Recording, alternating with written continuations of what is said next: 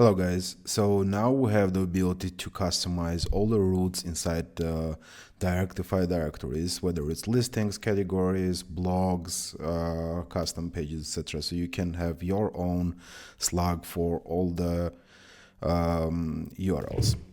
What you need to know about this. So we had a request to be able to customize listing roots and category roots to be able to access the listings without the slug, without this listing slug. So we have an option for like show listing through category, which if you enable this one, the listings root will be removed from here and it will be available through the first category that listing is assigned to.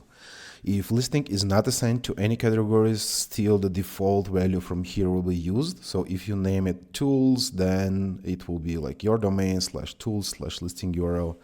If you have category, it will be category slug, etc. In a minute, I will show you how everything works there. Same goes for category roots. So right now we have this category slug, which you can already change it to anything you want, or you are able to disable the category slug completely, and your categories will work with this structure, like your domain / and category slug.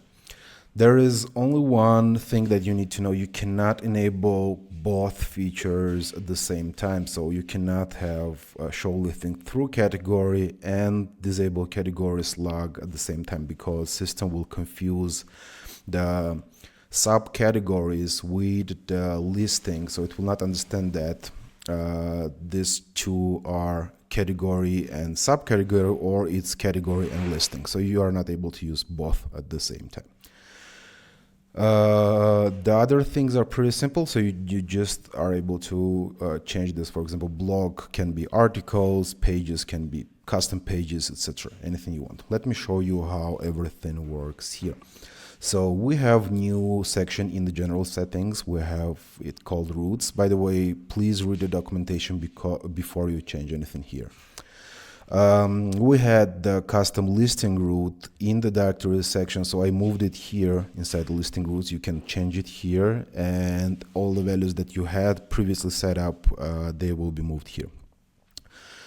So here's the settings, like show listing through category. Let's enable this and I will show you how it works. Let's first see how it works without this. So by default, all our URLs, so this is main one, we have Sassy Kit, for example. Here it will be starter kits / Sassy Kit, which is starter kits / listing URL. If we enable show listing through category, let's save this, go to the home page, we click view details, and here in the URL we will see first category slug and then Sassy Kit. Let's disable this one and enable hide category slug. So by default, when we have this category slugs, when you visit the category, we will see categories / lemon squeezy.